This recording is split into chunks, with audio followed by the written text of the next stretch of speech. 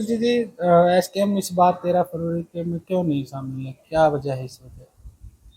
नहीं, एसकेएम के अपने दिए हुए कार्यक्रम हैं जिसमें 26 जनवरी का ट्रैक्टर परेड भी थी और 16 फरवरी की राष्ट्रीय स्तर पे आम हड़ताल और ग्रामीण भारत बंद का कार्यक्रम उनका दिया हुआ है।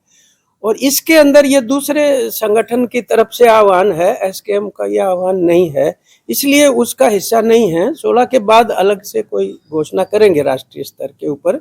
मुद्दे खड़े हैं अभी, न्यूनतम समर्थन मूल्य का भी है, C2+50%, और ये कर्जे का भी सवाल है, लखीमपुर का भी सवाल है। ये मुद्दे अभी खड़े हैं, लोगों में आक्रोश है, उसको आगे बढ़ा ले जाएंगे इसमें। लेकिन सरकार ने पूरी तैयारी कर दी है किसानों को रोकने के लिए। पिछली बार की तरह जो अगर दिल्ली न पहुंचे, कंक्रीट के बैरिकेड लगा दिए हैं। तैयारी क्या है, मतलब धक्काशाही है। और एक डरी हुई सरकार जो है वो किसानों के या दूसरे मजदूरों के हर तबके से वो डरती है और इस प्रकार के दमनात्मक कदम उठाती है।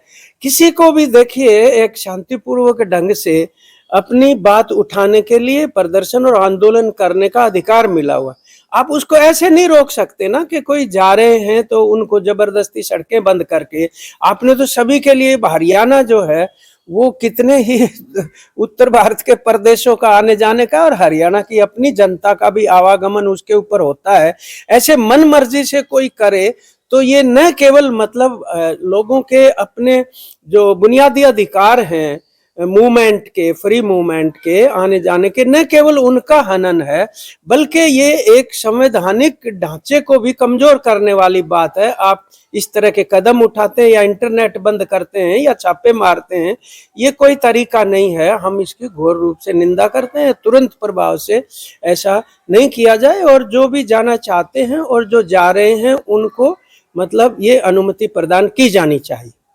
वहीं जिस तरह से अभी स्वामीनाथन और उनको चौधरी चरण सिंह को जो भारत रत्न देने की घोषणा की, उससे क्या किसानों को प्रभावित करने का लोकसभा चुनाव में मद्देनजर?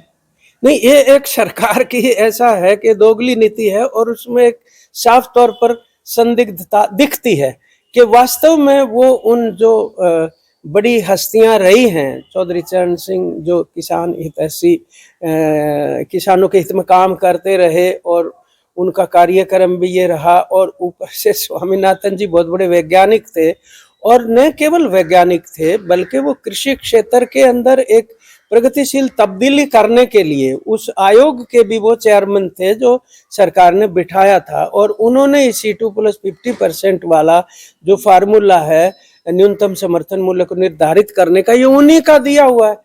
तो आप उसको तो लागू नहीं कर रहे और उसको उठा रहे हैं, उनको तो आप धक्काशाही कर रहे हैं। उधर से भारत रत्न देकर ये दिखाने की कोशिश कर रहे हैं कि जैसे आप किसानों का और किसान जो किसानों के लिए काम करने वालों के बड़े हितैषी हैं। इसमें बहुत बड़ा विरोधाभास है। ये कोई ऐसा लग रहा है कि राजनीतिक रूप से भारत रत्न का जो एक सम्मान है पुरस्कार का, उसी का दुरुपयोग करने का इनका मतलब इरादा दिख रहा है, मंसूबा।